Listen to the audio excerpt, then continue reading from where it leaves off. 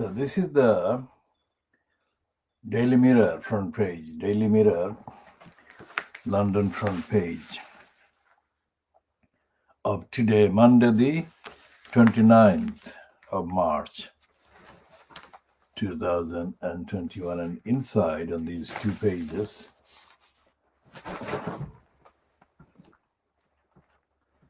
they've got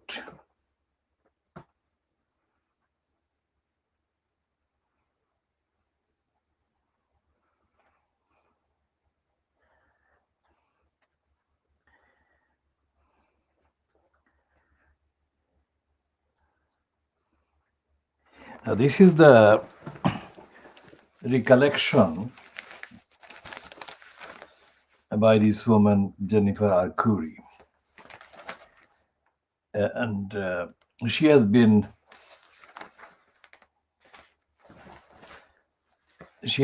in the news for some time now, and she has been allowed to be in the news and feature as a denier of the crucial fact, as if she was given impunity by the whole of Fleet Street. If her claims in the Daily Mirror and the Sunday Mirror yesterday were published, say about 2 years ago, when she first hit the news, then Boris Johnson would not be in the post that she is now, because the scandal would have destroyed his electability as the leader of the Conservatives. Because at that time, before the December 2019 general election, Boris Johnson was very vulnerable to attacks by the opposition, which is dead now, but at that time it would be a very different thing. So Johnson would not be the leader of the Conservative Party, and he would not be in number 10 Downing Street. So it is a direct result of the lying by Fleet Street, including by the Daily Mirror, the Sunday Mirror, that Boris Johnson, the liar, the serial liar, is the leader of the Conservative Party and the Prime Minister in place. This is not some kind of invention, and it's not an exaggeration.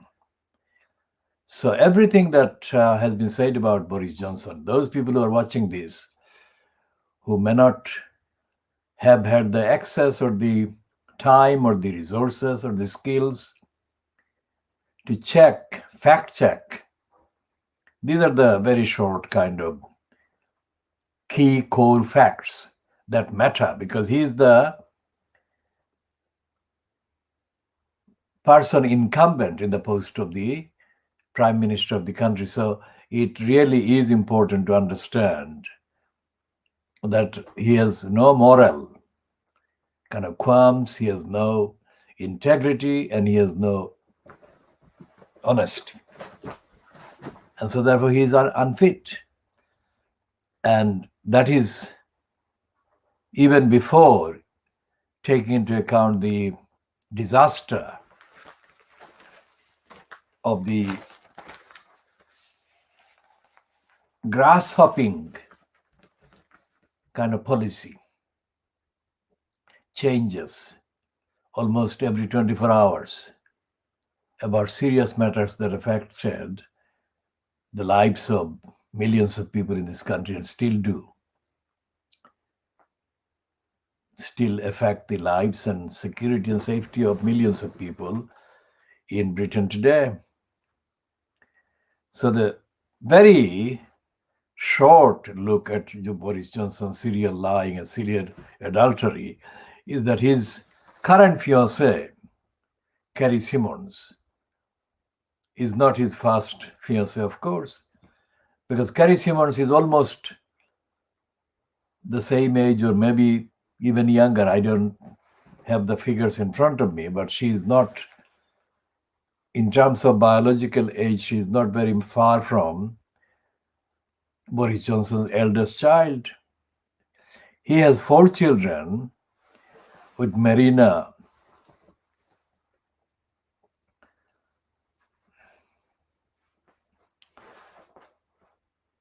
Marina Warner. This is the kind of details that would be known to people who actually closely follow, and spend the time in following these things. But he has reportedly 4 children with this Marina person, who is a licensed law trader. And he has had any number of other children with other women. All the facts are not known about those others, but at least the facts known about another child with another woman. His first known kind of wife was a woman whom he divorced when he met another person. The number of women that he has had affairs with is uncertain, because there are so many, and so many still unpublished kind of facts. But the published facts about his dishonesty were summarized on a rare edition of the BBC television program called the Andrew Marr Show. So this was done while Andrew Marr was absent from presenting that edition on a Sunday. And it was presented, just the one edition. It's a Sunday morning program. And it was presented by Eddie Mair, who is no longer with the BBC, but at the time was working on BBC Radio. So Eddie Mair asked Boris Johnson, "You are a nasty piece of work, aren't you?" And Boris Johnson was visibly not prepared for that question or comment. And that will remain on the records, as far as records as we know them are kind of capable of being maintained. "You are a nasty piece of work, aren't you?" Now that is really absolutely truthful summary. And anyone can look up on the internet, and the quote is, "You are a nasty piece of work, aren't you?" Question mark. And Eddie Mair is spelled E-D-D-I-E, Mair, M-A-I-R. Moving away from the kind of media persons, and Eddie Mair was exceptionally kind of able to make that comment, because the 99.9% of the Fleet Street, including the Mirror, which is running this as a commercial exclusive, the 99% or 99.9% of the writers and editors and reporters and investigators in Fleet Street are doing the job of lying and suppressing the truth 99.9% of the time. And that includes the Guardian, the Daily Mirror, the Mirror Group, Sunday Mirror, the Sunday People, and of course the entire kind of collection of newspaper titles controlled by the dirty digger Rupert Murdoch, the Australian-born racist liar and appeaser of fascists and fascism through the Times, which he acquired in the 1980s, and of course the Daily Scum, the Sun, and the Sun on Sunday, or the Scum on Sunday. And what is happening in the media is that this is the only part of Fleet Street today that is running this And the Mirror Group is the only one that is running this information, which was known for years, has been known for years. And the fact that this was not published, even by the Mirror Group, shows that 99.9% of the times, the likes of the Daily Mirror, the Mirror Group, Sunday Mirror, Sunday People, etc., are openly, brazenly colluding. Because when the parts of Jennifer Arcuri's corrupt kind of relationship with Boris Johnson were published, it was quite obvious from the pictures, the images, the body languages, and the frequency of appearances together by these two. It was clear to any reasonable observer, rational observer, that they had been having sex, which is what Boris Johnson actually specializes in. I mean, he has no qualms, he has no morality or ethics about how many times, how many people, he cheats and how many people he cheats with.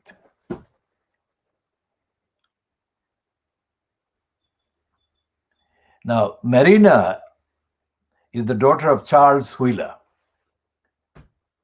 Charles Wheeler was a BBC kind of presenter, etc., etc. And she knows, or she knew, that Boris Johnson was already married, so she was not a kind of innocent. She had an affair with him while he was already married. And so he kind of disintegrated his marriage, first marriage or that marriage. As I said, there are so many that you cannot say which one was the first or which one was the second. But whoever Johnson was officially or formally kind of married to at the time he was having the affair with Marina Wheeler, Charles Wheeler's daughter, he was cheating on that one, and he was cheating with Marina Wheeler. And then he moved on. And Jennifer Arcuri is the one that has made the most headlines, because she has been promoting herself as an entrepreneur, because this has been an enterprise for her. The affair with Boris Johnson after the events, that is to say, post facto in Latin, which allegedly is one of his expert areas, that he speaks Latin or writes Latin or understands Latin. As I said many times, the ability to speak a language generally is not the same thing as having an extra dimension of wisdom or intellect or intellectual extension. It's just another language, and you use ordinary, commonly used and understood and exchanged and agreed concepts, linguistically agreed concepts and terms and terminology. You just translate them and interpret them as and when necessary, because most translations are not authentic in terms of the originality and the actual integrity of the original version. So always there is some room for interpretation. Having said that, his Latin and Greek and whatever kind of linguistic skills have been exaggerated, as other things have been exaggerated about him. What is extraordinary today, Monday, the 29th of March 2021, is that he has ignored, as the decision maker or as the kind of person who has the final say in the government, on behalf of the government, as to what the policy is on anything. But in the last 24 hours, Johnson has ignored very serious concerns about what the extent of the easing of the lockdown should be. What should be and would be and must be the safe kind of level of extending the easing. What has been described wrongly and dishonestly to shore him up as a kind of able person, competent person, is the use of the phrase or the term or the word roadmap, which is completely corrupting the whole picture. He has ignored the latest serious scientific and kind of evidential and concerned opinion, advice that the lockdown should not be eased. And he has said that he would ease the lockdown and he would open up things and places, including schools, shops, and other places, despite the warning. Now, this is a decision he has made while there is mounting calls for setting up. Well, I'll come to the explanation of the futility of investigations and inquiries, but there are mounting calls for inquiries into the deaths of the hundreds of thousands of people, whatever the actual correlation or connection were between his decisions and the eventual consequences borne by the people who died and the devastated relations and mourners and families who have suffered the losses that they should not have suffered and should have been kind of having their relations who have died with them still today.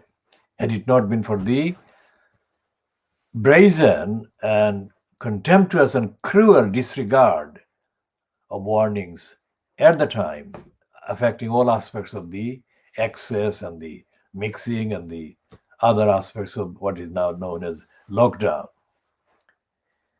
So this is Boris Johnson, not just an adulterer, serial adulterer, a nasty piece of work who is cruel to his children, because nobody who has had as many children as he has with Marina Wheeler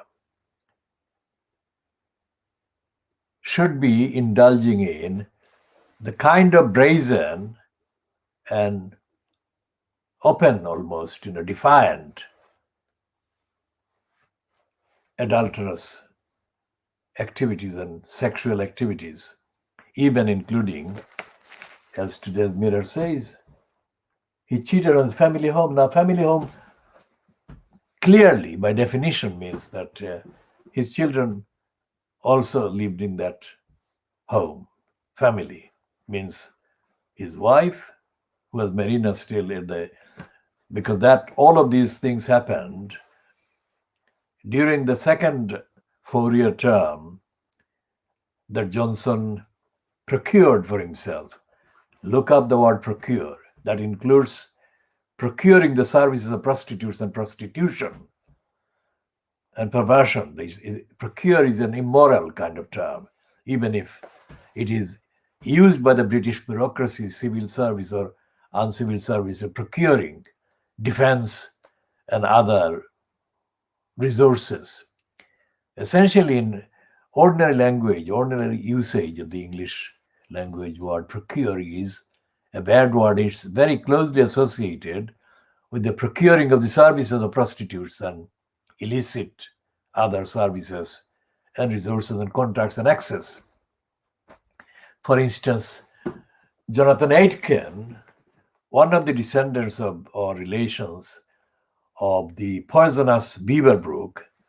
I'm not saying Aitken has been poisonous in the sense of Beaverbrook, because Aitken has, at least in my knowledge, because I campaigned alongside with him for the civil rights of 2 victims of the racist deportation policy fronted by Marlene Rees, the racist Home Secretary that was in place when James Callaghan was Prime Minister, Labour Prime Minister in the 70s. So I campaigned along with Jonathan Aitken, not like a personal along with, but he was one of the people in the group that regularly attended various campaign meetings in support of Philip A.G. and Mark Hosenball.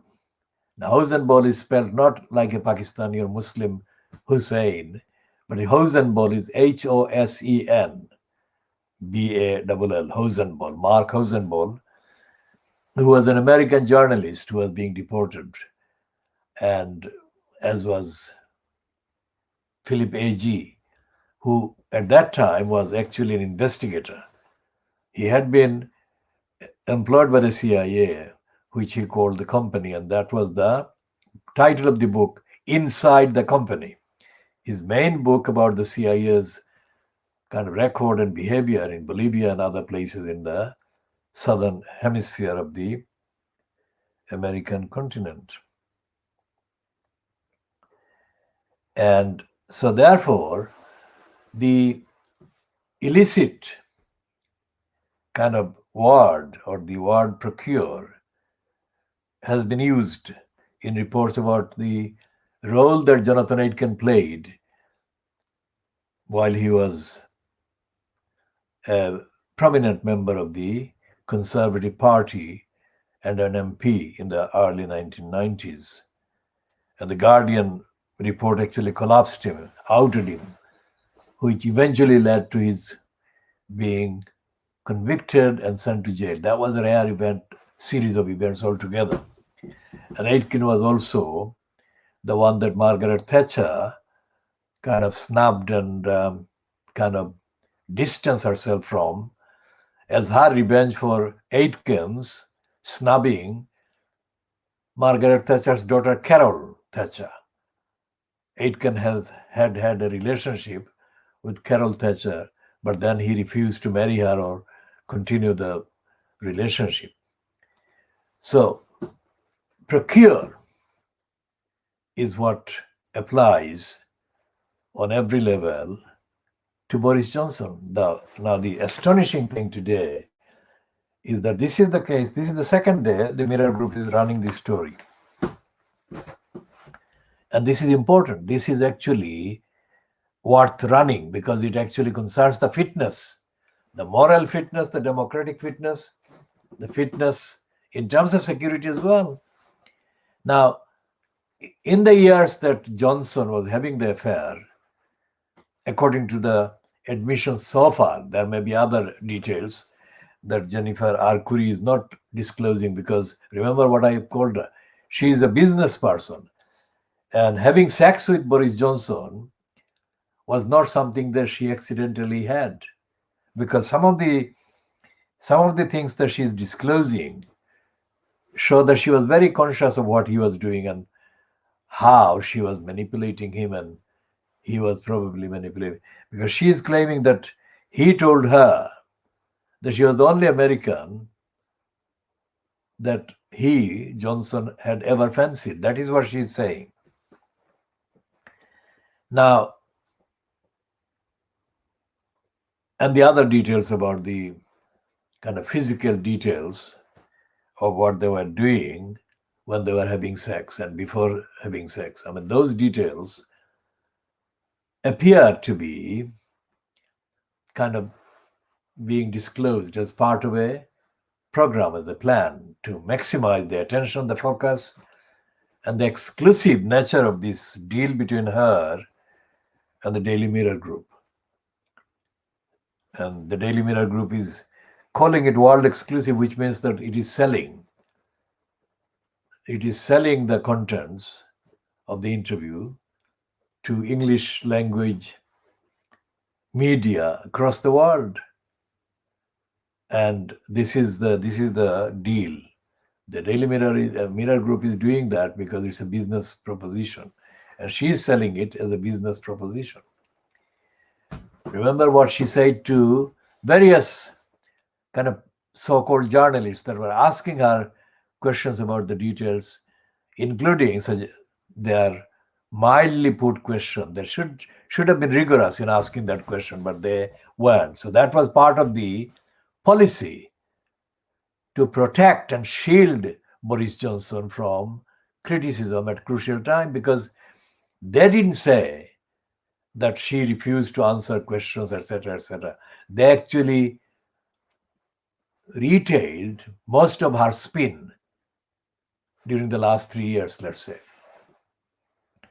And they would not have done that if Boris Johnson was not Boris Johnson but Jeremy Corbyn, because they would have declared a national war against Jeremy Corbyn if a fraction of what Boris Johnson did and was protected about was the case with Jeremy Corbyn, because Corbyn was assaulted by the Daily Mail and the Daily Mail group and the Sun for about 18 months after Corbyn became the elected leader of the Labour Party. And the main source was a woman called Christine Chapman. And the details about Diane Abbott and Jeremy Corbyn's affair were also published in order not to entertain the readers, but to damage Jeremy Corbyn and damage the Labour Party as fronted by Corbyn. That was the part. Now, this revelation is not, even by the Mirror Group, is not in any way intended to damage Boris Johnson. What it is to entertain with this kind of sleazy details. That is a very significant difference. Now, the difference becomes accentuated by the fact that the Daily Mail, which would have, and I use the word crucified within quotation marks, would have crucified Corbyn if a fraction of what Boris Johnson has been doing could be the factually asserted facts or news. And yet, on the day after the Sunday Mirror published the main confessions by Jennifer Arcuri, they're talking about an abortion bill by Tiggy. Now, Tiggy was the kind of close friend of Diana at the time, and she was the nanny for these two boys, William and Harry. So Tiggy was like, Tiggy has got a name at the time, the Tiggy leg bark, was in fact, because of Diana's various unstable kind of relationships, is a Tiggy leg bark was the actual loco parentis. She was the mother, while Diana, the biological mother, was absent. And the boys were very loyal to her, and she was very loyal and protective to her. But all of that is really not significant in the context of what Boris Johnson has been up to and what decisions he has been making and how many people are affected. So instead of running the follow-up or something based on that confession by Jennifer Arcuri, the Daily Mail is running this, which is not of any importance in the life of the nation and society, and this is not affecting. This could be kind of interesting to sadists and sexual perverts, but this is nothing to do with the real policies that affect the society and affect millions of people's lives in Britain and in the world as well. And the reason why the Daily Mail group is not running that story on the front page is not unconnected with the political agenda. Because they want, the Daily Mail group, they don't care. They don't care even if Boris Johnson was found guilty of many offenses in a court of law. That he hasn't been charged and he has not been arrested and he has not been therefore convicted or tried or convicted. Even if he were convicted, they would say that Boris Johnson is really a very caring person, because he says that the deaths of the people from COVID-19 would haunt him for the rest of his life.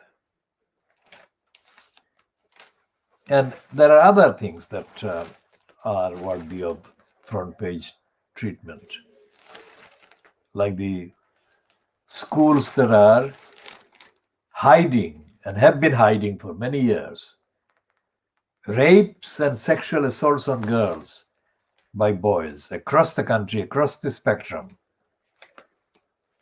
fee-paying private schools, etc., etc. Now they have got a reluctant kind of reflection only on one page, page 21 of the Daily Mail, about Jennifer R. Curry. And the headline or the heading is, "We had sex on Boris's family sofa while his wife was away, and she arrived home 10 minutes later," says R. Curry in latest lurid claim. Now they're calling it lurid claim. They're not calling it the confession to the truth that everyone has known but has suppressed up to now. And this is part of the political agenda and racist agenda in many ways, because Corbyn was assaulted by the Daily Mail, acting with racist motivation, because Corbyn was overtly, outrageously, wrongly and falsely and inaccurately painted as a supporter of the Palestinian people. That was treated by the Daily Mail group and the scum and the Daily Boris Graph, even by the Daily Mirror. Remember, the Daily Mirror is supposed to be a supporter of the Labour Party, but it was united in assaulting Jeremy Corbyn for allegedly helping or supporting the many demands of the Palestinians. Corbyn committed no crime in doing that. Corbyn broke no law in doing that. In fact, what Corbyn was doing, if that is correct, because we didn't witness any of this, we only read about these statements he made in support of the Palestinian people. Even if he did that, any of that, or all of those things, he would have actually done the image of the UK as an independent state a good deal of favor, because all of these statements supporting the Palestinian people, we are making a distinction between that and any kind of event that Corbyn could be proven in a court of law with the evidence that linked him with any attacks, violence against innocent people. That is the distinction we make here. And so the lawful, reasonable, rational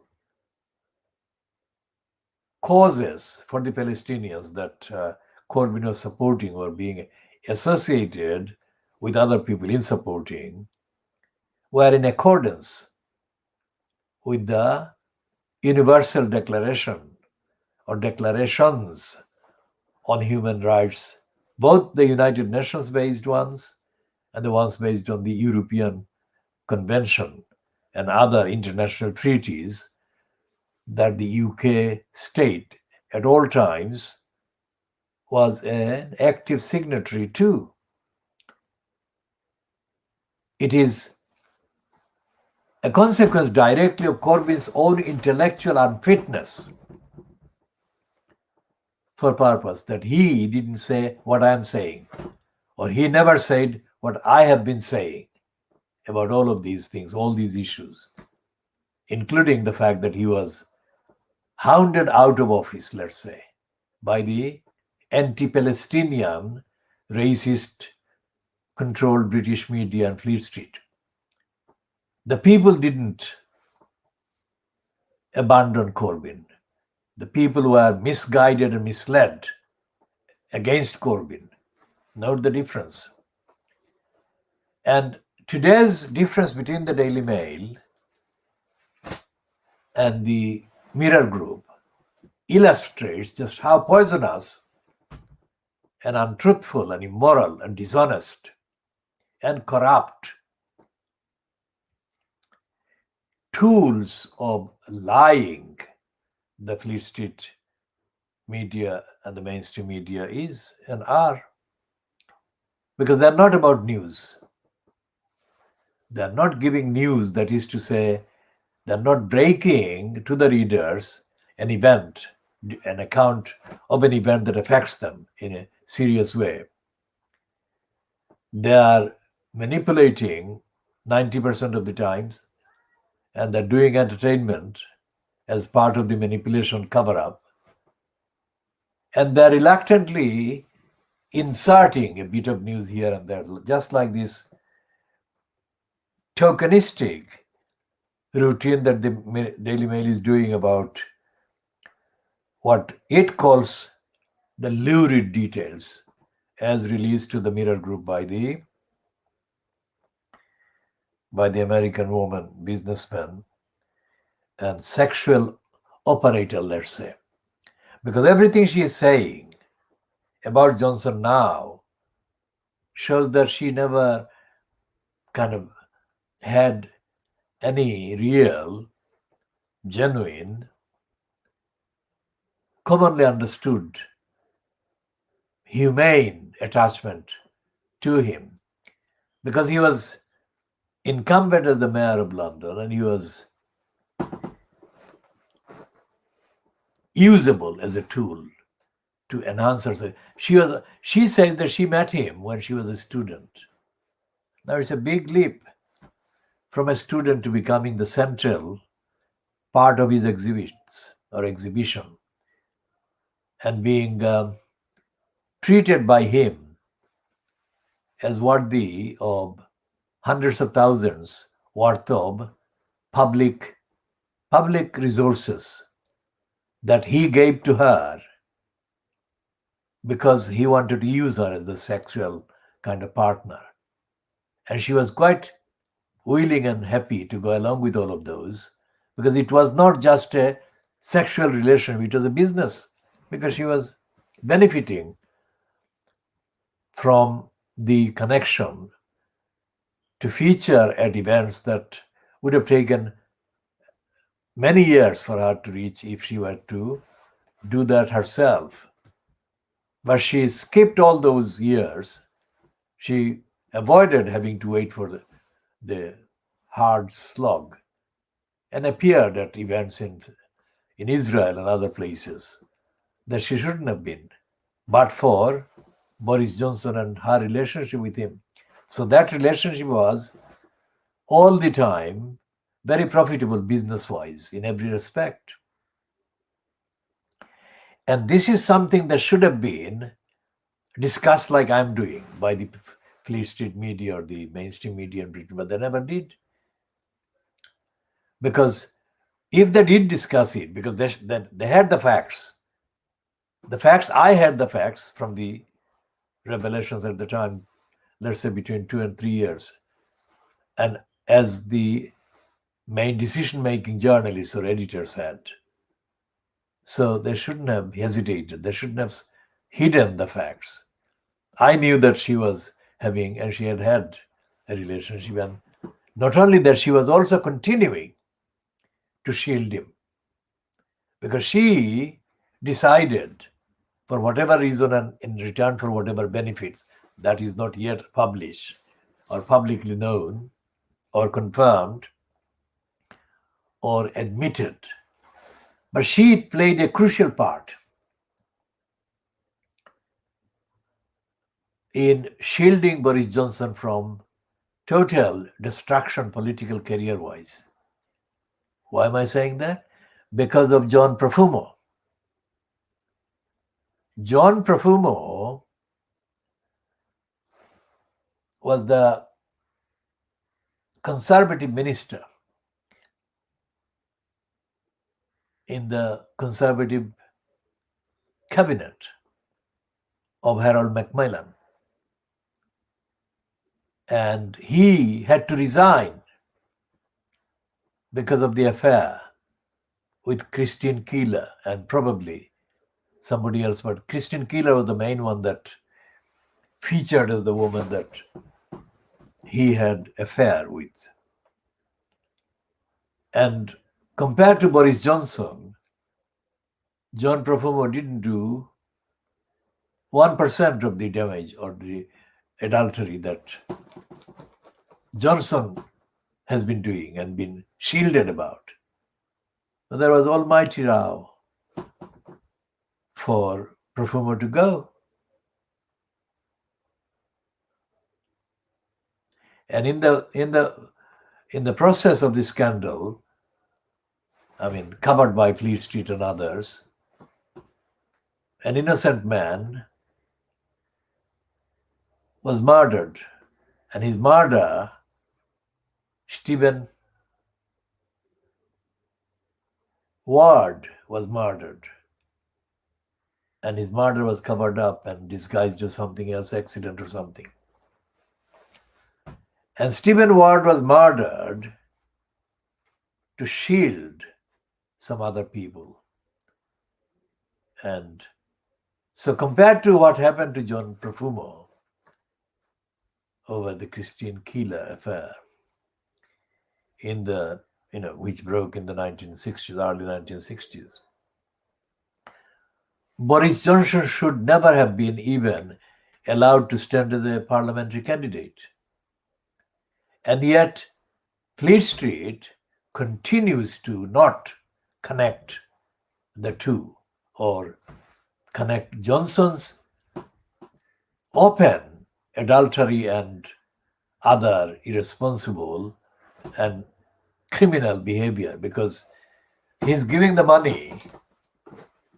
That amount or those amounts that are already known in the public domain as being given to Jennifer Arcuri are only tips of the iceberg. There must have been other benefits she was given. And this is something that is many times worse than what John Profumo did and was accused of having done.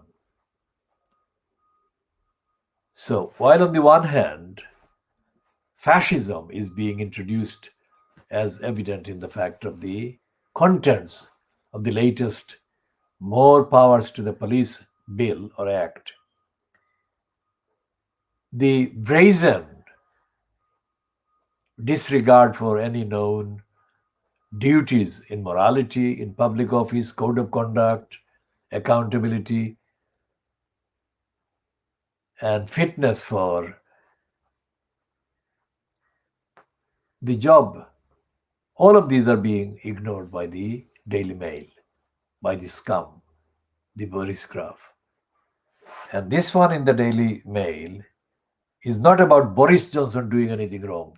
It's about Jennifer Arcuri disclosing lurid details. Think about the difference. They would never have done that with the Corbyn. They would have said Corbyn behaved as a devil or something. And this is the political choice and decision by the likes of the Daily Mail. And this is when we say diagnosis, this is what I've been talking about, is the diagnosis of Fleet Street. And that is what Fleet Street is. And the others, like Beaver Brooks' poisonous, lying Daily Mail, is overdoing the happiness message around Boris Johnson. And they're painting him as wearing the mask. And they're praising him, they're praising him for his alleged battling on with his own fitness regime. And then the big splash is, that is big headline on the front page, that is the splash in newspaper terms. So the splash is PM, they don't call him Johnson. Now PM elevates him to a kind of objective level of competence and fitness and dignity, which he doesn't deserve, and he has no record to substantiate. The PM's new drive, now it's the PM doing the driving and leading. This is an unfit person who is a serial adulterer and liar, and they're painting him the opposite fantasy. Drive, to help Britons. The entire country is dependent on Boris Johnson's drive to help them. Not only help them, but to live longer. So he's past the level of Winston Churchill and even surpassed the abilities attributed ever to Jesus Christ. Now, think about this headline. How the hell can they substantiate any of it? PM's new drive to help Britons live longer. You cannot add anything to that. He has surpassed the abilities of Jesus Christ. I mean, and the Daily Star is a Daily Scar as well.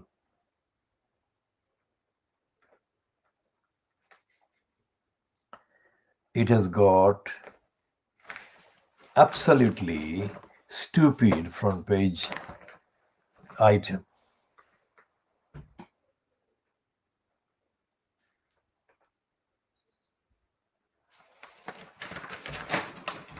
And I shall come to that. And they are promoting Johnson.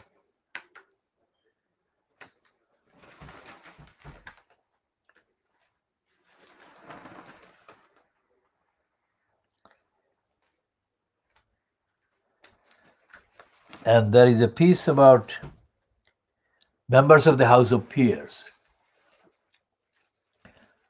the so-called upper house of the two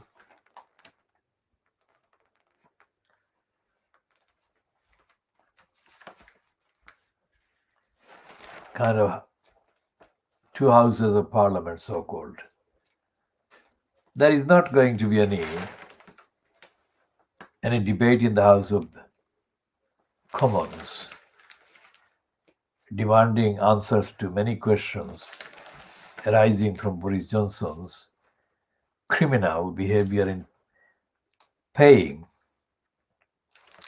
billions of pounds to Conservative Party donors. So what we have in Britain, with the collusion of Fleet Street, is a banana republic.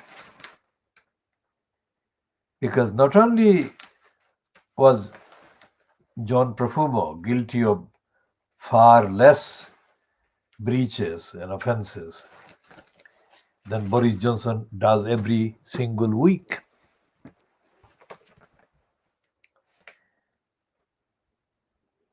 But other members of the succeeding cabinets, for example, the one immediately before Johnson took over, several members of the so-called cabinet, whatever their actual kind of standing,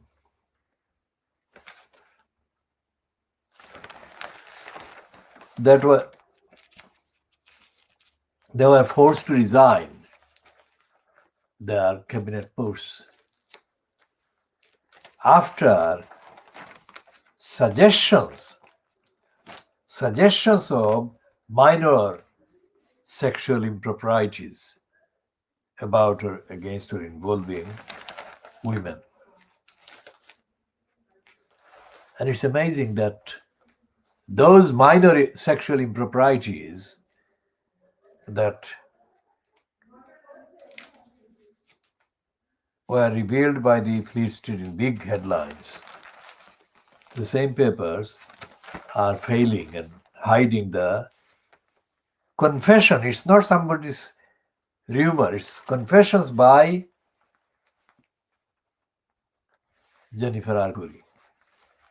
And the Sun is insulting intelligence.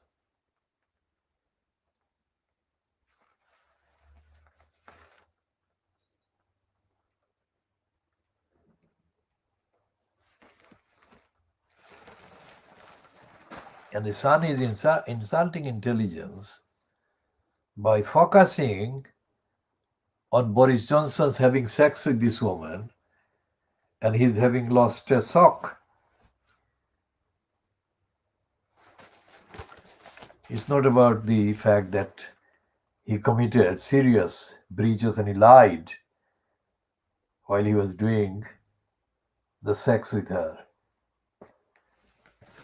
So they are actually elevating him to the level of a very energetic kind of addict to sex,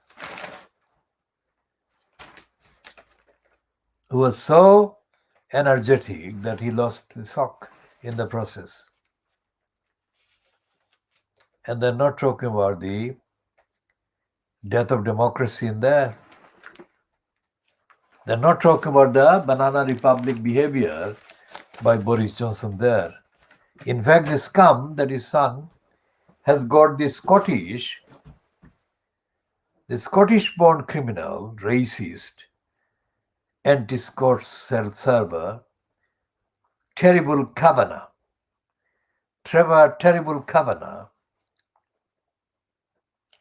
who is attacking the Muslim parents protesting against the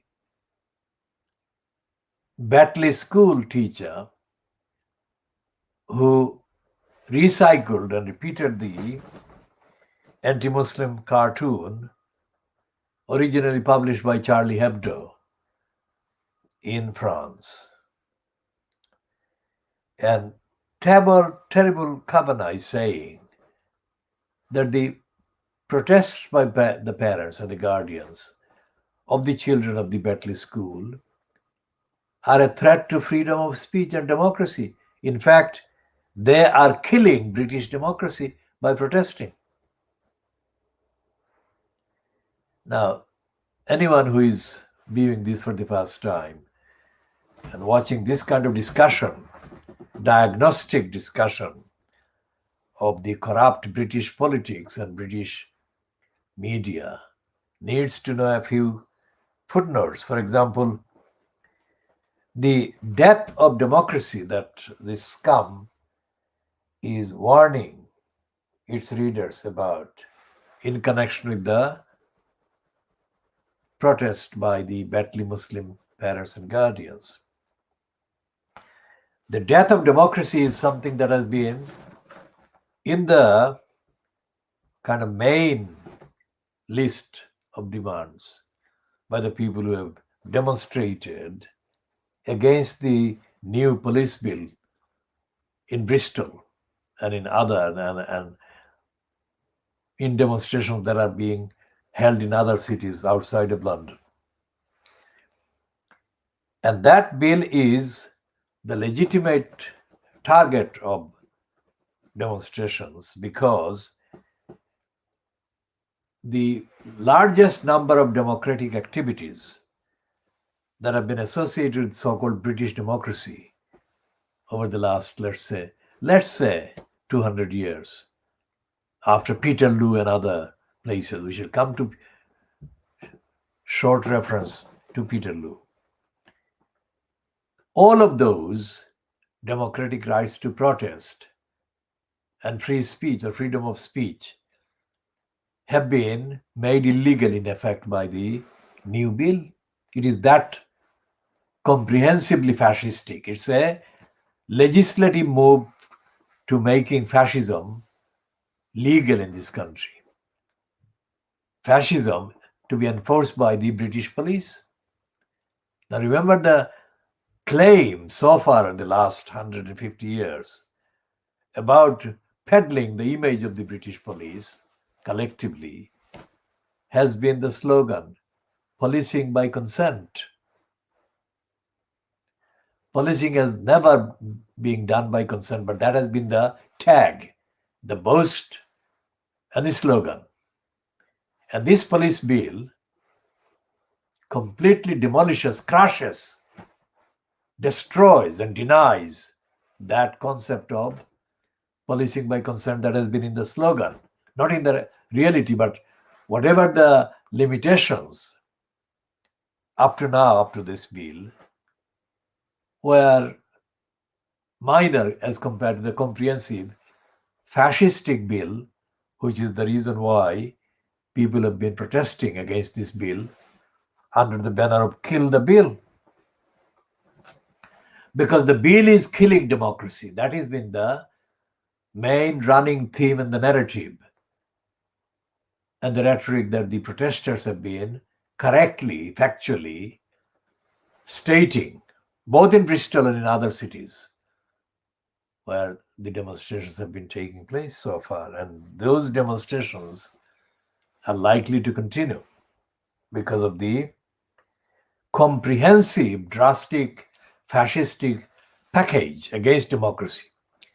So remember what the Daily Mail is doing in relation to Jennifer R. Curry and the scum with Trevor Kavanagh, the Scottish liar, one Scottish-born liar against Scotland, Scottish rights and democracy. Trevor Kavanagh has taken the dirty digger's shilling, and he will lie and distort and twist on command. So what he is doing, he is saying that the 10 or 12 or 15 Muslim parents protesting outside the Batley School are the ones real threat to democracy, and they are killing British democracy. Not the police bill, which is killing British democracy, not the behavior of the police who attack the women grieving for Sarah Everard. So look at the role of the Fleet Street. It is not a joke. When we say diagnosing Fleet Street, we are being modest and we are being kind to the perpetrators, because Fleet Street is a cesspit of anti-democratic attacks. Is the propaganda center for destruction of democracy, as we have known. The phrase is "as we have known it." Now, Peterloo, let's see if we can find a short description of Peterloo. Peterloo is an area, part of the Manchester area in England.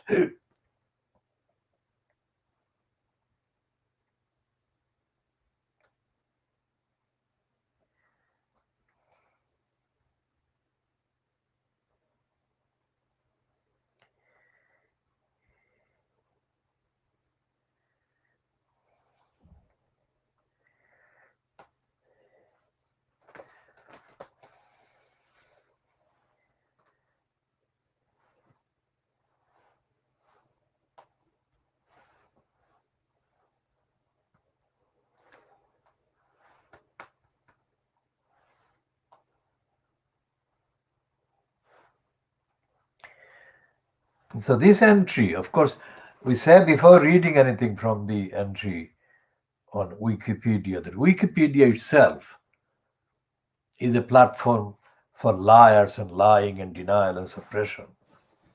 But some common factors are contained in Wikipedia entries about things. So for that aspect, the common factors that they do carry and contain, we refer to items via the Wikipedia. And that is the disclaimer about our use. Now, Peterloo massacre took place at St. Peter's Field, Manchester, Lancashire, England, on Monday, the 16th of August, 1819.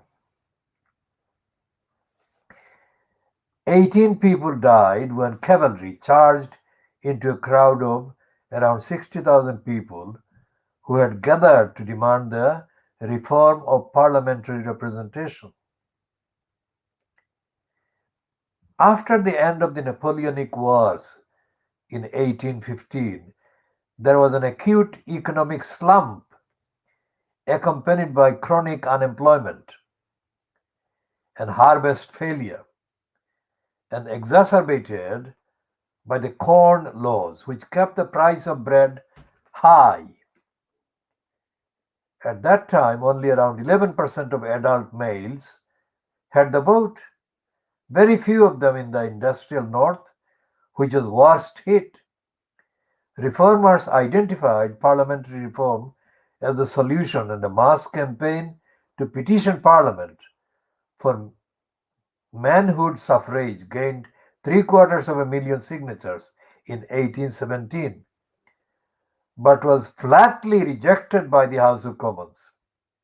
When a second slump occurred in early 1819, radical reformers sought to mobilize huge crowds to force the government to back down. The movement was particularly strong in the northwest of England, where the Manchester Patriotic Union organized a mass rally in August 1819, addressed by well-known radical orator Henry Hunt.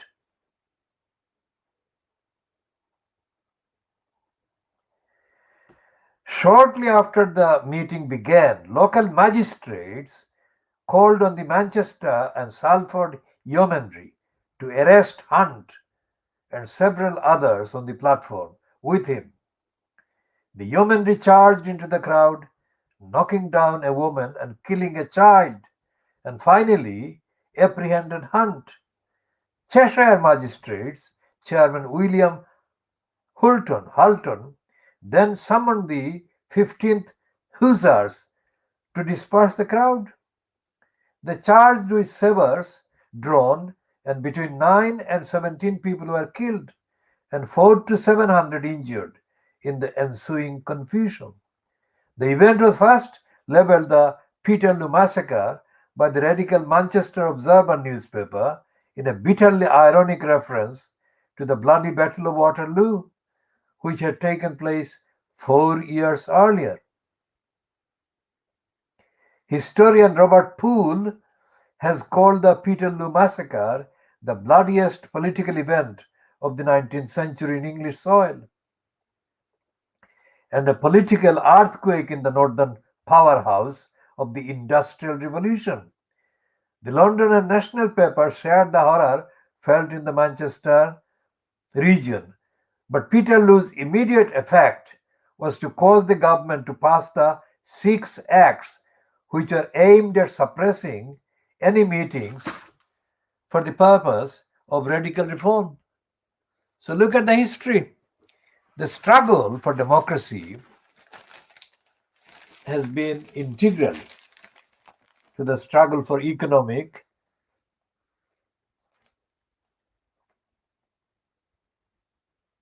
rights.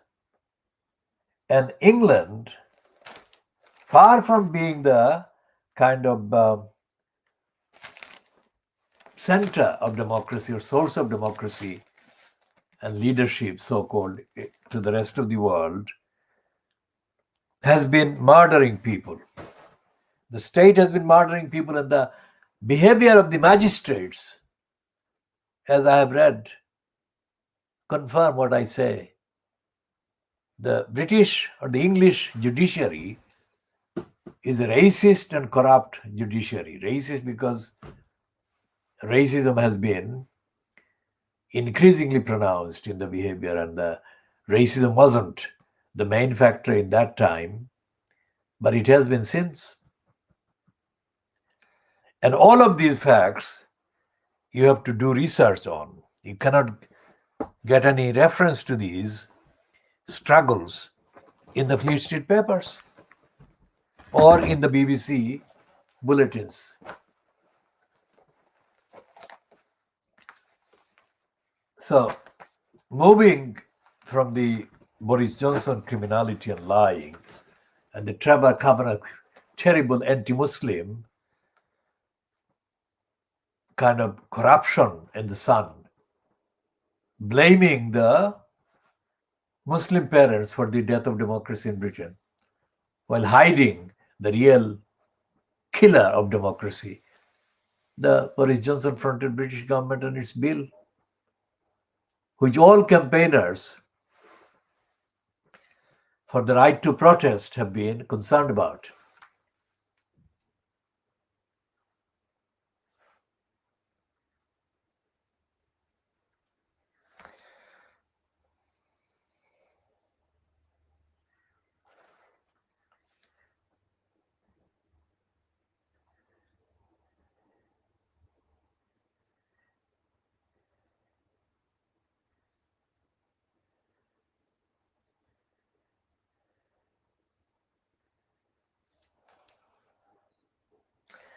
So the revelations today,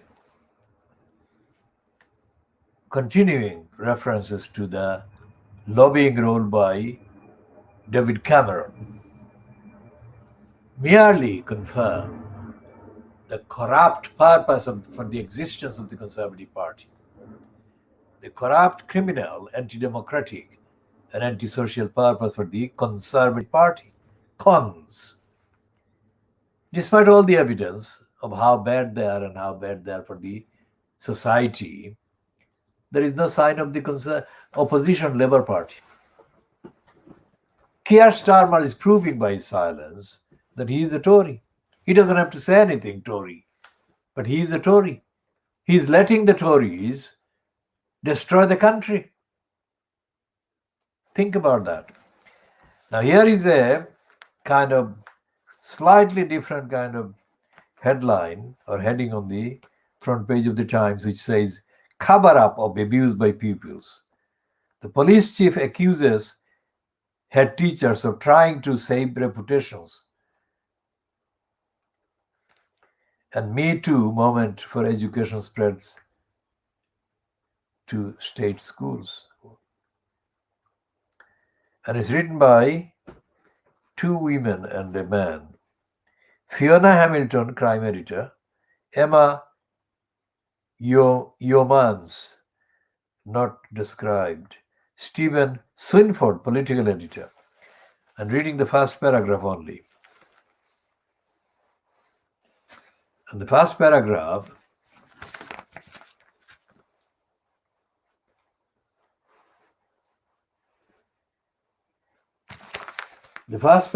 reads, one of the country's most senior police officers has said he believes that schools have covered up sexual offenses to protect their reputations as a task force took charge of the surge in abuse complaints. And the chief constable is named as Simon Bailey. Now, remember what we said about the sexual exploitation and pimping and prostitution and rapes of mainly white girls by the gang or gangsters in northern England that were born to Pakistani origin parents. And we have condemned the silence of the Muslim so-called leaders on those crimes. And we have said that the police, the local councils, the local political party, which has been mainly the Labour Party, but not exclusively, have been colluded with the covering up of the crimes by these Pakistani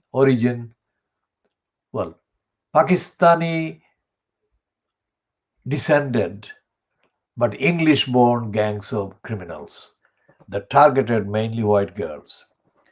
Now it appears that that was not just confined to the crimes done by the Pakistani descended criminals. It is the norm. School head teachers are allowing rapes of girls in their schools to keep their reputation. And Boris Johnson, the Prime Minister, is a notorious sexual abuser of his positions. So we are in a banana republic. Britain is a banana republic. In all its imperial racist shame and disgrace. And the shame and the disgrace are being paraded as achievements by the Street of Shame. Remember? Street of Shame. Shame is the name of the collection of papers called Fleet Street by the Private Eye magazine. Now, this is a factual reference. That is to say, I am not therefore endorsing or thereby endorsing the whole editorial policy and agenda pursued by Private Eye itself, which is like the other mainstream or other parts of the media and so-called institutions and platforms in the country, totally anti-Muslim and totally racist and totally in denial. These Jennifer Arcuri disclosures sold to the Mirror Group should have been kind of published by Private Lie if the editor, Ian Pissoff, and his boasts about his magazine being the kind of main investigative paper or publication in this country were true.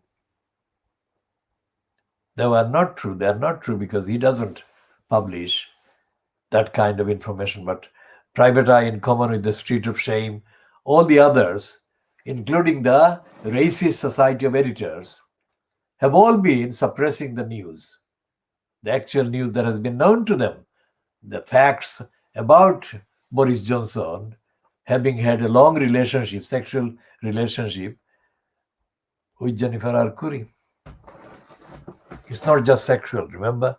It's a business and pleasure.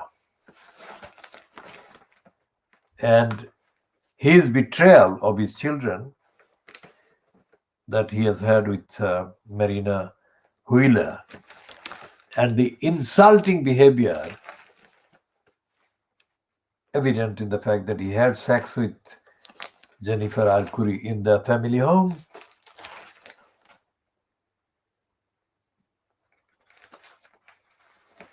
And this is the 2-page spread about the school head teacher who has been hiding facts of rape and sexual harassment of girls by boys in the school.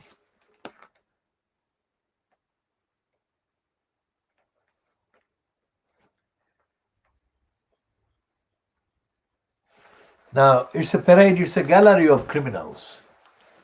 Anyone who is not resident in Britain, and including those people who wrongly, because of propaganda, it is not their fault, but wrongly associate Britain with a kind of ideal place to migrate to.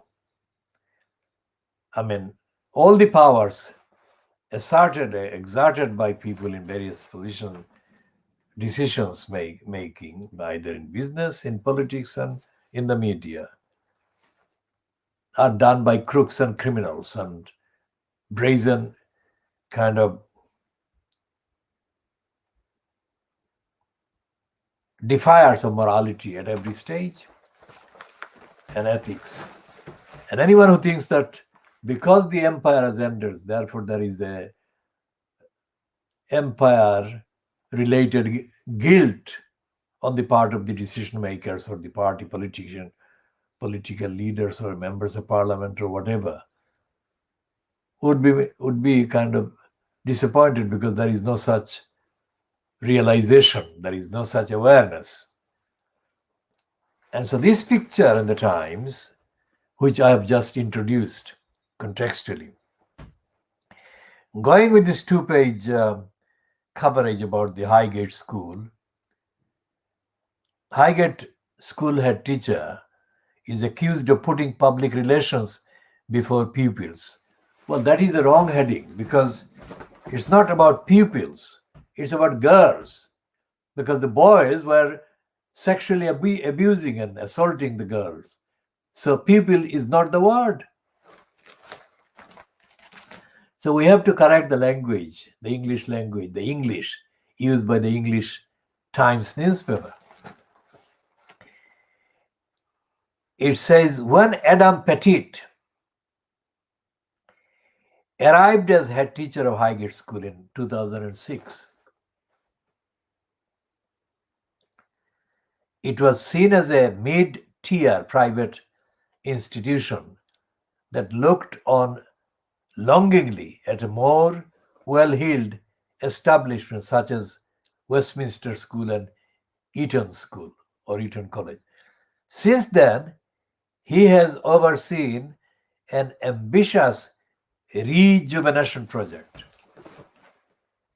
turning it, that is the school, Highgate School, into one of the most sought after destination schools, with fees rising to 21,600, in line with its reputation.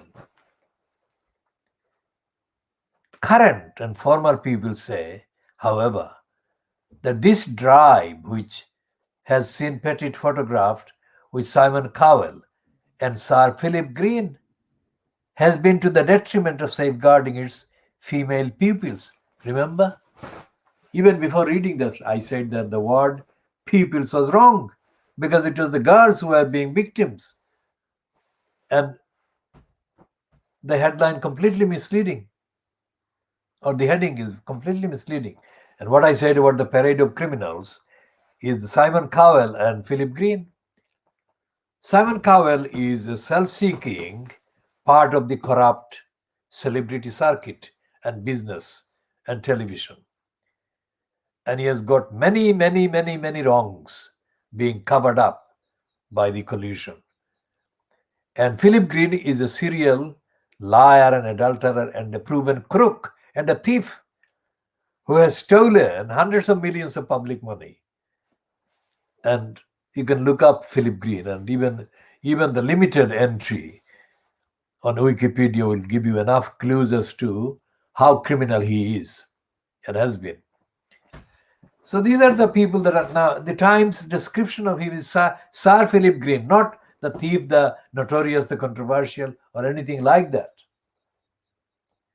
So you have to know so many facts and so much information, and you have to be able to compare and contrast and examine all of these in order to get the truth. And the truth of the Fleet Street behavior is so dense and so persistent that any examination of the contents of the Fleet Street papers will show that they have been hiding, they have been the facade, they have been the outside, they have been the kind of wall of denial of the evidence of all these wrongdoings and criminality and theft and robbery of the public and the attacks on democracy and freedom and the persistence and perpetuation of racism and imperial kind of boasts. So if Boris Johnson is a nasty piece of work, then the Banana Republic media and parliament and MPs are responsible for his getting anywhere near any elected post, let alone incumbent post as the Prime Minister of this country. Okay, so in the Boris graph, the main heading on the front page is something to do with racism directly.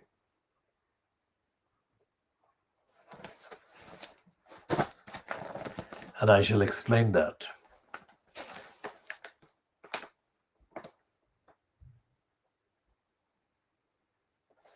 Now, I have said many times, anyone watching these broadcasts will know that I have said that the morons who use this word, so-called acronym, BAME, are doing the racist propaganda because they are denying the identity or collective identities of people, African people, Asian people, Muslims, whatever. Because this is the word, the acronym at issue, which is BAME. It is typical of the racist linguistics, rhetoric, devised by racists constantly to hide the identity and deny the identities of people who are already deprived of the rights. So it says here, scrap use of BAME label, race board tells Johnson. Acronym is outdated and unhelpful, says panel formed in wake of Black Lives Matter. Now, there is not a panel. What we have been offering has been ahead of the panel and at no cost to the public.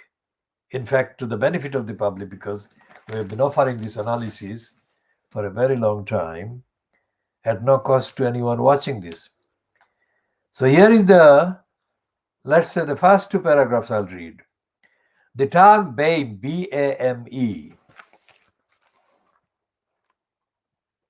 that is the BAME. So the term BAME should no longer be used by public organizations and companies. Boris Johnson's Racial Disparities Commission is to recommend this week.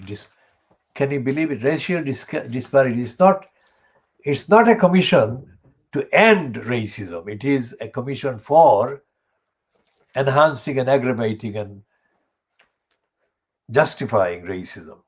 Scrapping the label, an acronym of Black, Asian, and Minority Ethnic, is one of the key proposals in a report from the Independent Commission on Race and Ethnic Disparities, details of which have been shared with the Daily Telegraph. That is, Johnson himself has given it to the Boris Graph to promote.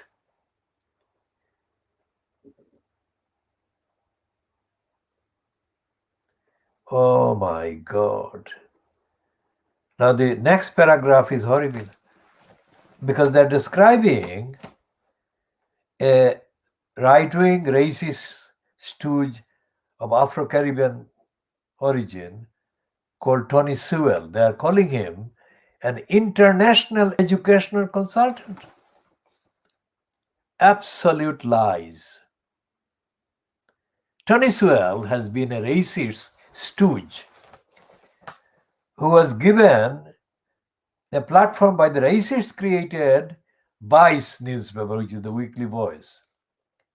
And I have discussed the origins of the Vice newspaper, the Stooges paper, funded by the apartheid regime and the apartheid backing Barclays Bank in the 1980s. As a direct result of my work against racism at the East End News in 1981, they invented a page and then expanded that page into the Voice newspaper in order to stop me campaigning within the NUJ setup and framework against racism. That is something that will be updated in due course, but that's the short reference to this Tony Sewell.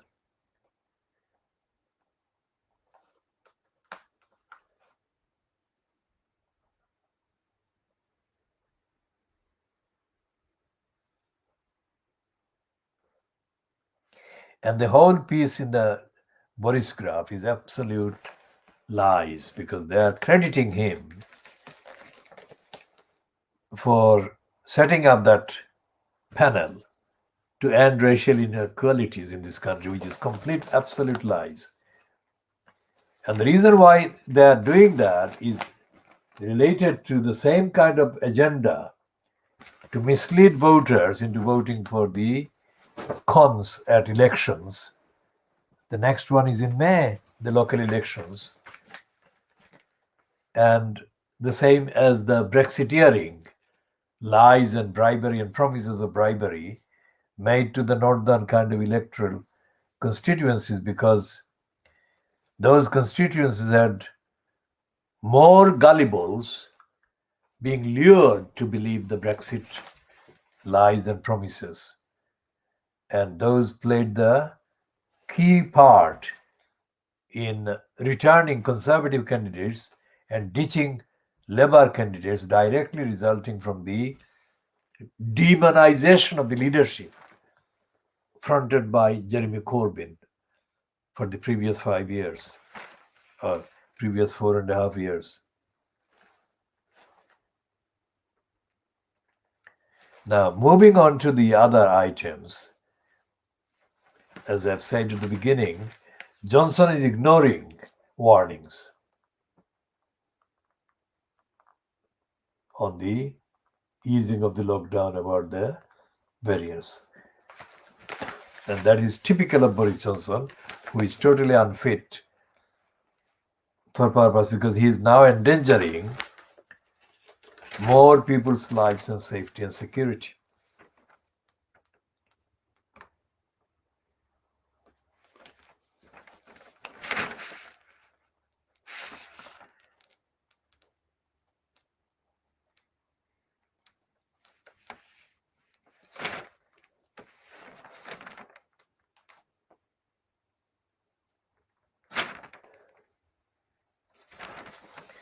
And the I newspaper, which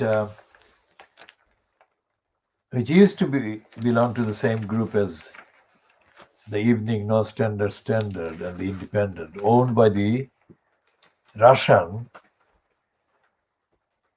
called Two Beers by Private Lie,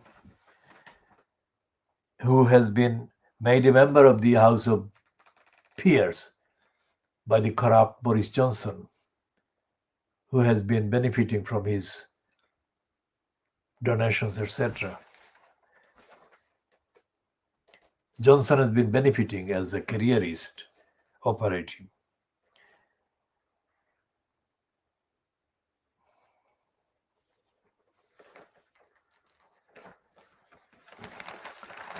And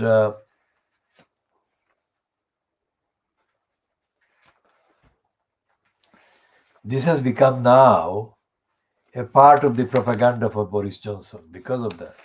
It's not directly owned by Two Beers anymore, but still it is very much reflective of the agenda and the narrative, brazenly perpetrated daily by the Daily Mail group and the scum group, and the Boris Graph, also known as the Tory Graph, also known as the Telegraph.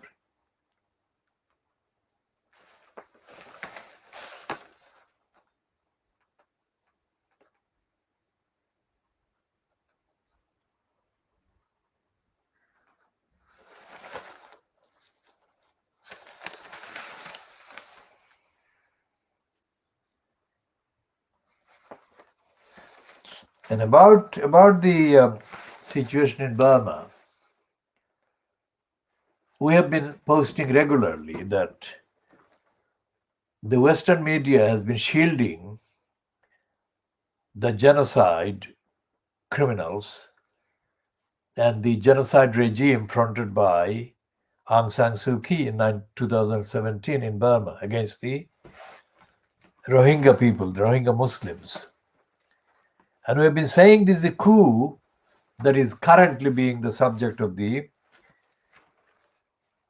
so-called concern by the Western media, including the subject of the daily bulletins by the corrupt Secretary General of the United Nations, Antonio Guterres, is a diversion. It's a diversion from overdue trial for genocide by the genocide regime leader, Aung San Suu Kyi. And the diversion is proved in the fact that she is the head of the alleged opposition to the current military coup and its regime. So she is being painted as the victim, whereas she justifies the genocide of the Muslims. And she justifies the victimization of children, women, and other people in the Rohingya community who were massacred and murdered and raped and brutalized and done other things too.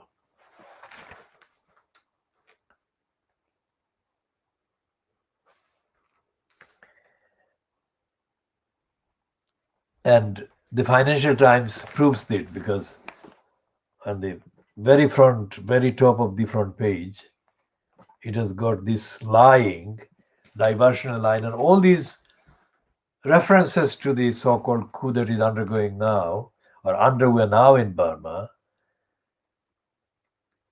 They don't refer to the genocide. They don't refer to the Rohingyas.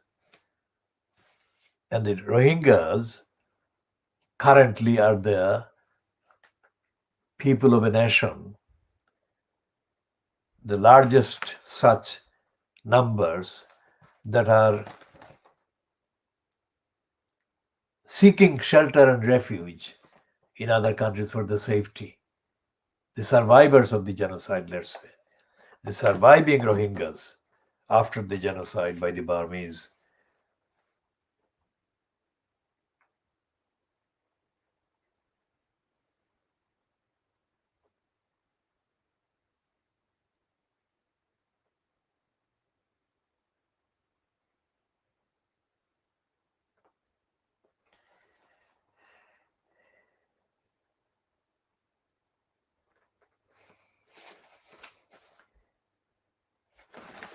So the Financial Times is the financial crimes, as we have named it,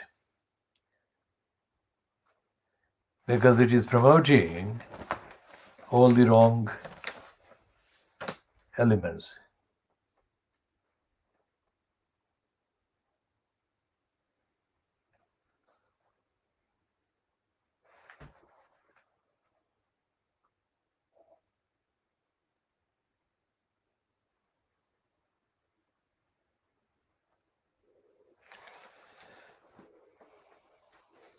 And the Financial Crimes is talking about the television series Line of Duty, about acronyms and so forth.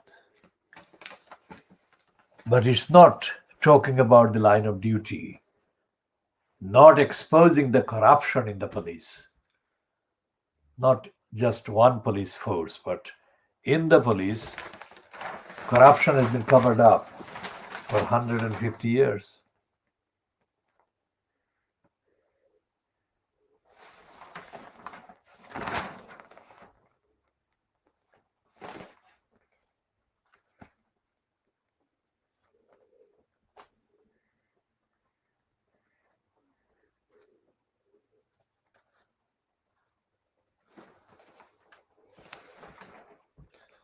And the Financial Times proves its corruption by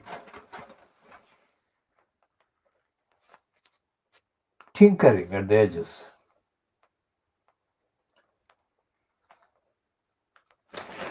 We should talk more about the Financial Times later, because there are certain issues that will need more explanation for the viewer and the whoever is watching this for the first time, let's say. Because some of the concepts and some of the topics are not directly, communicable, or expression need qualifying. And the rest of the papers today, as I said,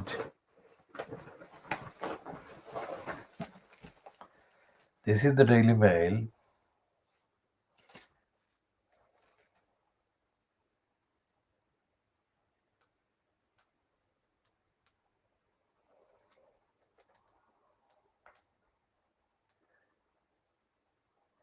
So the Daily Mail is saying this paragraph, let's say, from the Jennifer R. Curry. It's all kind of respectful to Jennifer R. Curry. Compare and contrast the treatment of Meghan Markle. Imagine Meghan Markle or Harry were featuring in this story, this kind of story. They would say, declare war on them.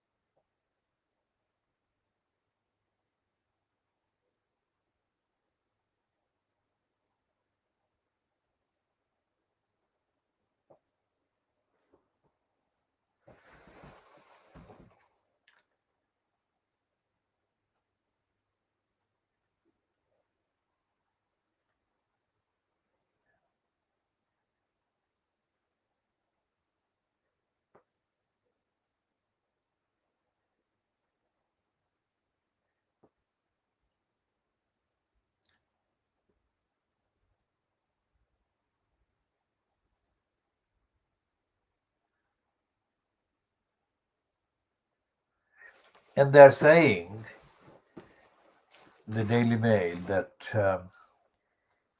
in 2020, The Independent Office for Police Conduct said it had found no evidence Mr. Johnson had committed a criminal offense of misconduct in public office.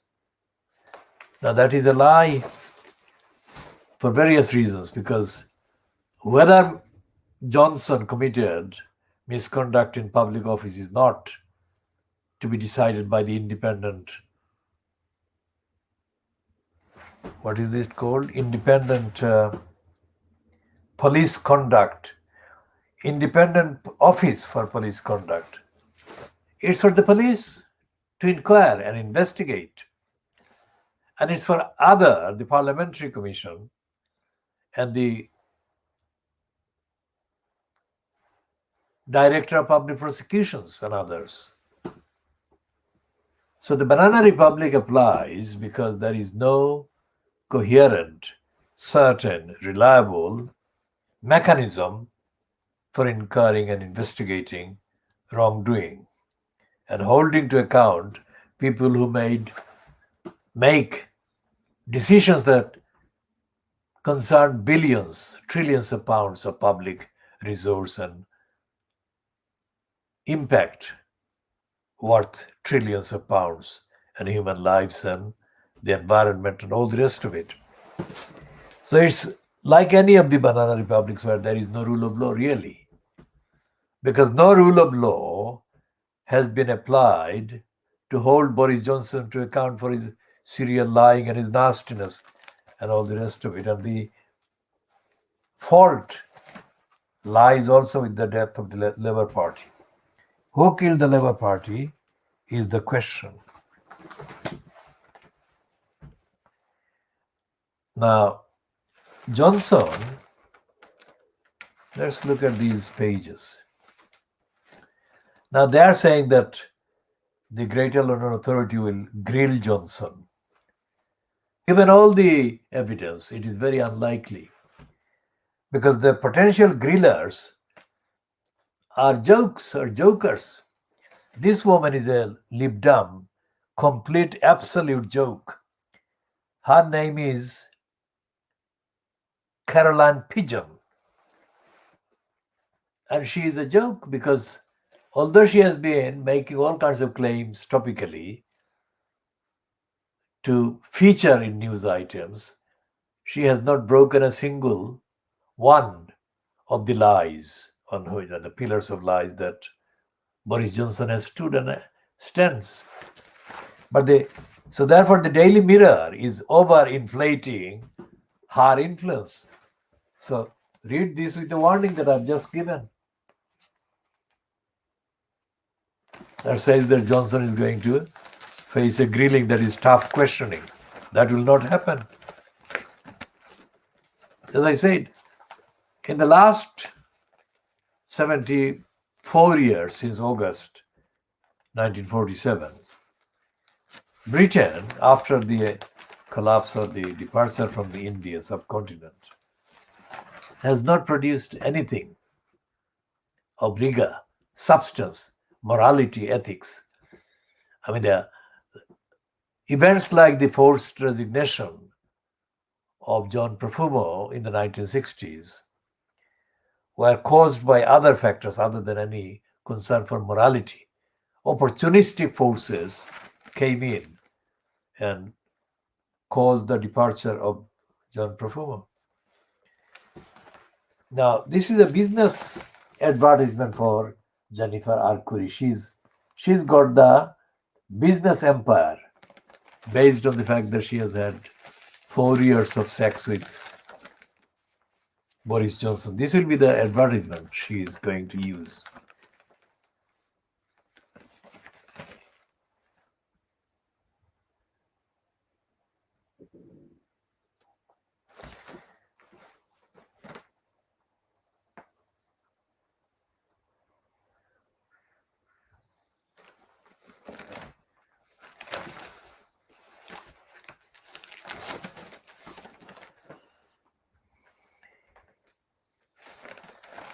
And as I said, there has been no grilling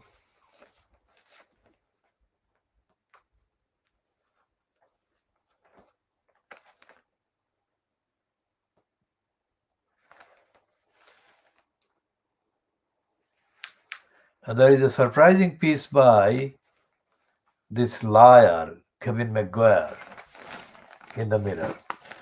Now, McGuire is a liar because he lies. He knew everything that we knew and everything they're publishing now in the Mirror. And yet his column today says, Boris's serial betrayal is no joke for Britain. Of course it is not. But McGuire was one of the gang of liars that actually took part in defaming and demonizing Jeremy Corbyn during the crucial years. And he should have actually said what he's saying today, all those years ago. He says,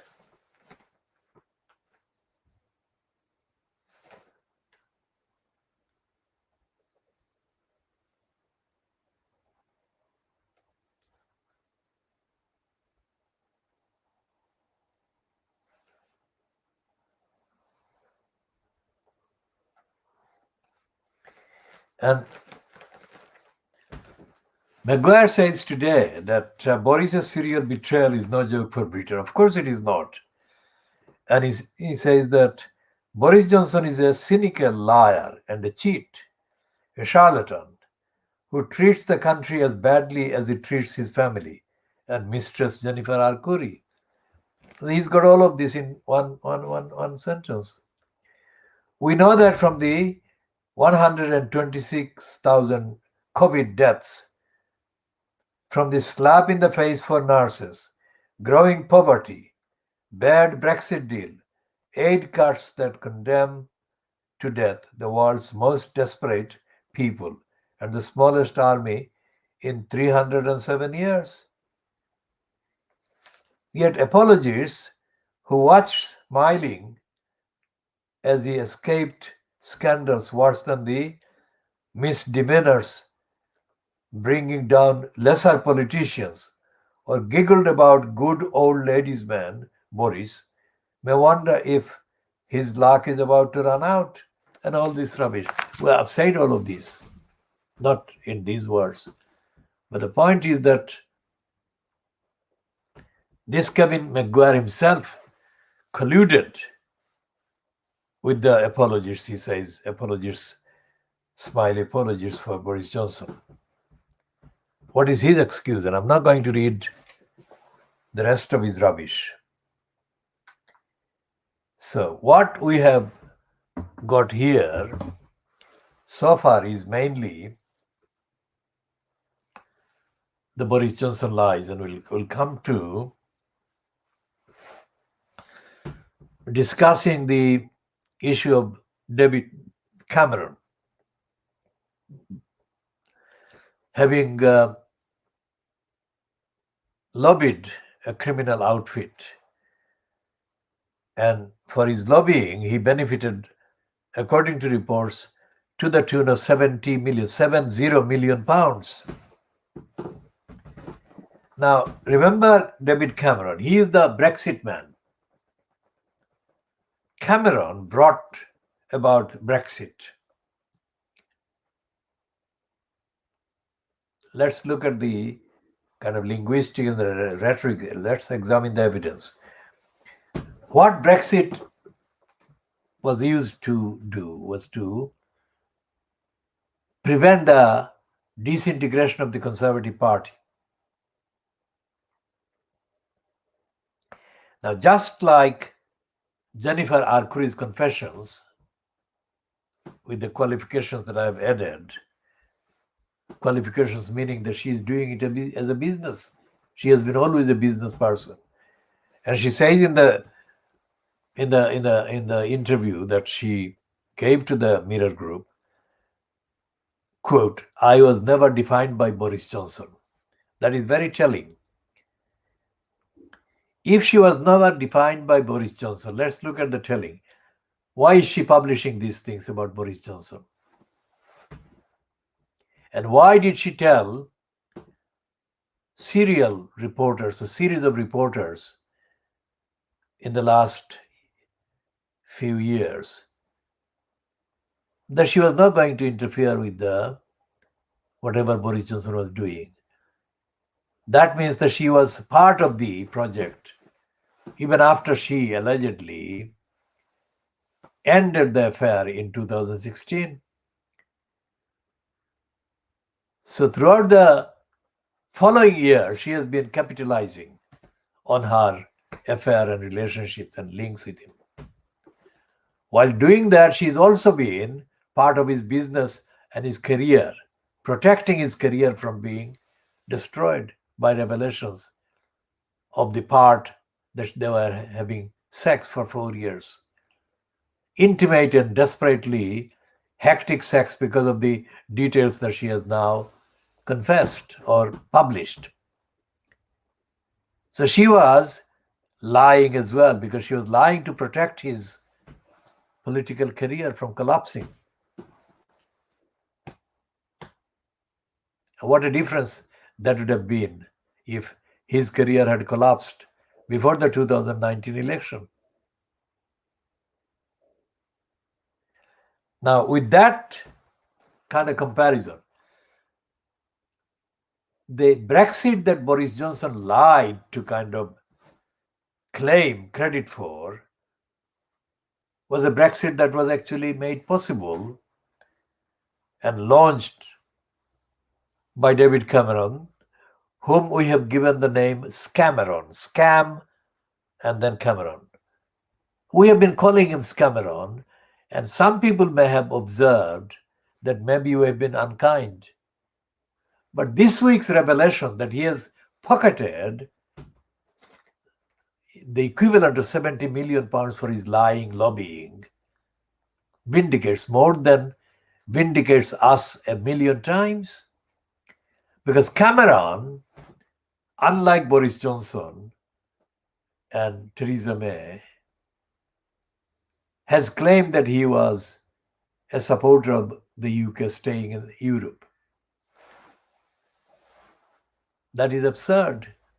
He made it possible to take the UK out of Europe. He had no obligation. He had no legal or democratic obligation to announce the Brexit process. But he did. And he destroyed so much of the positive democratic things for Britain that had been done over the previous decades. Now this Cameron is caught not about Brexit, but caught as a crook, lobbying for crooks. And it's Cameron who was killing people by withholding their benefits and causing them to commit suicide. Think about these contrasts. And there is this growing demand for his crimes to be kind of held to account.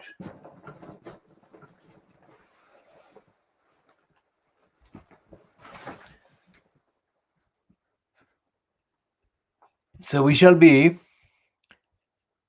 taking a break here and continuing. So this is about 12 minutes to 11 hours GMT, 1100 hours GMT on Monday, the 29th of March, 2021.